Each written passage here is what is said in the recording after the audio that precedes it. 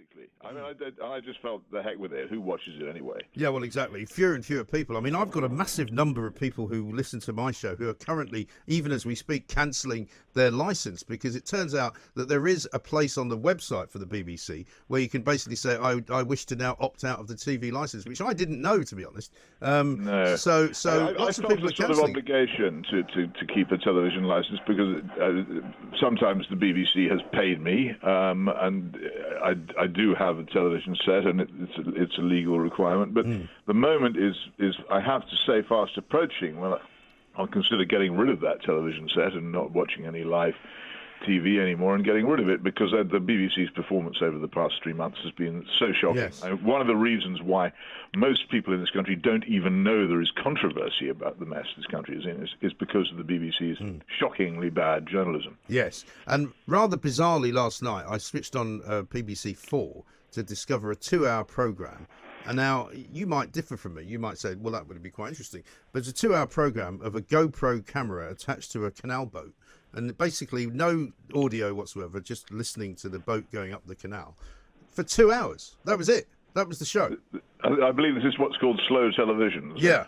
Yeah, well, it certainly was so. Each to his own. There are certainly things on television which are much worse than that. Yeah, I suppose you're right. That is true. Let's talk about masks. We were just speaking before the news to a doctor, Dr. Lawrence Gurlis, who said that he felt people who go on public transport without wearing a mask are being terribly irresponsible.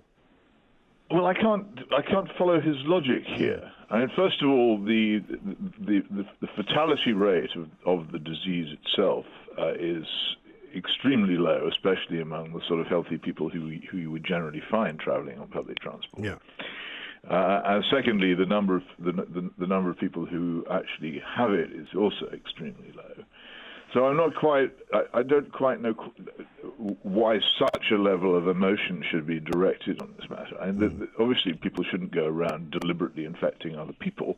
If you actually have a dangerous communicable disease, then it's a good idea to be in quarantine. But even if you had a coronavirus and didn't know, as I say, the risks of A, passing it on, and B, of that leading to any serious consequences are small. And the idea that you should completely change your habits and assume that all the natural arrangements of the world, of breathing and everything else, which have applied for the previous countless numbers of centuries during which human beings have been alive, should be abandoned, and you should wear a more or less useless, I have to say, cloth nappy on your face.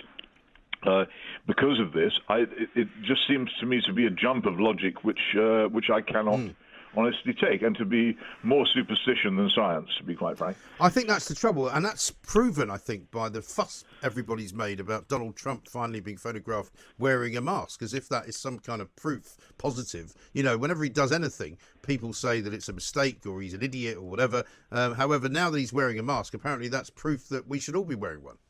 It's very odd, isn't it? It seemed to me to be yet more evidence against the idea. Well, you might very well say that. What about your idea? I quite like this idea of yours to have sort of relaxed forms of travel for those who are not frightened to travel without a mask. Yeah, I think that the time has come. It's plain that an awful lot of people, and this is partly thanks to the BBC, as we discussed, are never going to be persuaded that there's anything wrong with this madness.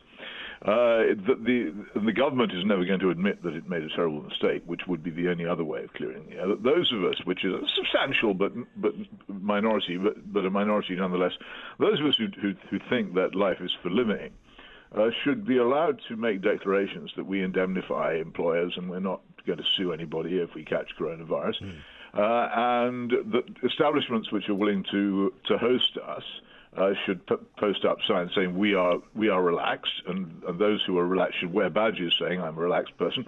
And we could go to the pub, to the restaurant, to church, to wherever it happens to be, without any of these foolish restrictions. And there would also, I would suggest, that the railways should run at least one carriage on each train, which was a relaxed carriage where people could continue to act as if they were normal, and preferably where refreshments were once again served, which has stopped on all the trains I know. Right. And that I'd be quite happy under this circumstance alone and for this period to undergo tracking and tracing, because I believe that if those people who were relaxed and those people who continue to follow these fetishes were measured, you would find not merely that all of us who were relaxed were much happier than the people who were still shrouded in plastic and face nappies and all the rest of it, but also we were much healthier too. I think that over 6 months, I'm absolutely confident that you would find that the people who were prepared to live normally were just as free from the coronavirus as those who didn't, if not freer, and also were in general healthier and happier, both physically and mentally. And I think that might be a way of persuading. Then people could gradually come over and get their relaxed badges and start coming into the relaxed pubs and restaurants and churches and wherever it is. I think it's completely voluntary, and nobody's good. I don't want to compel anybody to do anything they don't want to do. That's very much not my view. If people want to wear these things and go to places where they're worn, then that's their choice. But I think it's a mistake, and I think the best way to demonstrate it's a mistake is in practice. Yeah, sure. But I guess people would say... Which goes back to living normally. Yeah, no, I agree with you, and I think we need to do that. But there are two kind of schools of thought now, aren't there? There are those who would say it's all very well for you to say, I feel confident, I feel comfortable, and I'm quite happy to take a risk. But are you then possibly putting the community in some kind of danger if you are likely to be sort of laissez-faire, if you like, with the restrictions and the health and safety rules, because you might then give it to somebody else?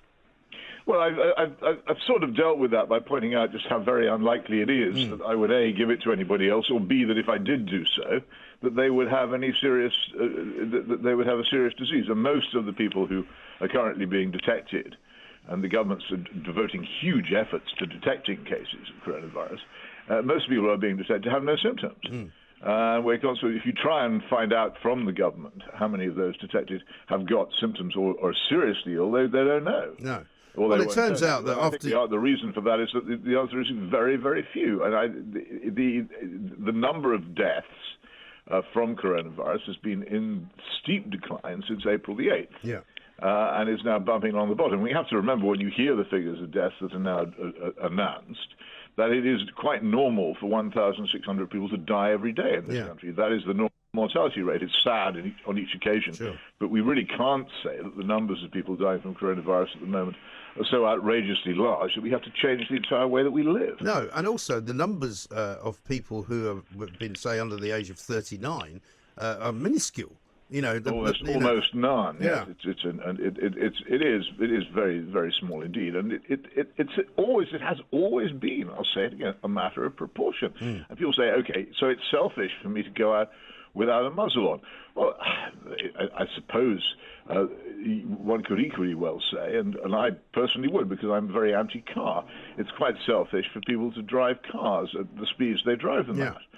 But I'm afraid that even I, much as I dislike cars, recognize that it's simply not practical in our society to put the sort of restrictions on driving that would make it considerably safer. People aren't going to drive at 20 miles an hour. They're not going to have speed governors in their cars.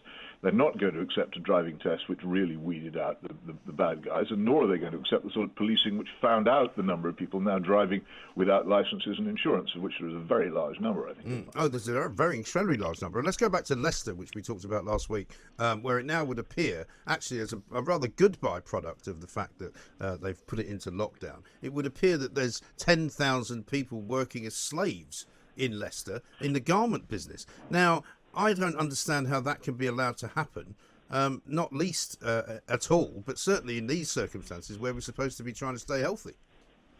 Well, I think it's another issue, and I think that it's been. I mean, glad as one always is to see injustice uncovered and put right. I think this issue has been a way of diverting from the fact that the Leicester episode is very peculiar. Yeah. I pointed out last week that the number of testing centres in Leicester has increased exponentially in the 2 weeks before it was announced to be a COVID hotspot.